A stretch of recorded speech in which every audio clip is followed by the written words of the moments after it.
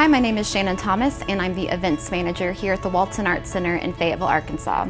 I was nominated for IAVM's 30 Under 30 by Nick Zazel. What influenced me to get into the venue industry really came from my childhood and the very first venue that I worked at. I grew up in a hospitality home where my parents were known for throwing the best parties.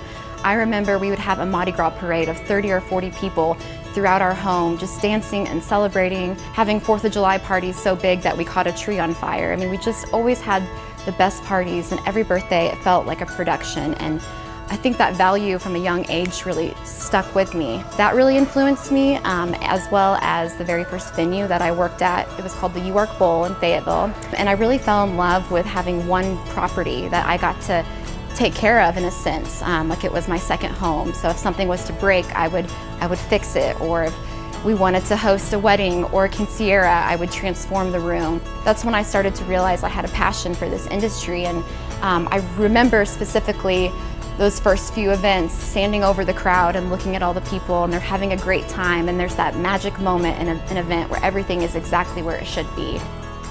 My greatest accomplishment so far in my career was when I moved to Plum Island, Massachusetts, and I was the general manager of a bed and breakfast called Blue. It had recently been closed for 3 years, and I was asked to come in and actually open the property back up. So it had been sitting almost like a ghostly hotel, and I was able to bring it back to life, from ordering bed sheets to the fireplace propane tanks, to the pins in the room, to hiring and training staff, to setting up procedures and protocols, to come up with curated breakfast baskets every morning to feed the guests. It was an amazing experience where I learned so much about myself and so much about the industry and what it takes to run a property. And looking back on that time, I think that's where I really took a leap into my professional life. As a future industry leader, I'm really excited about the idea of integrating sustainability with events.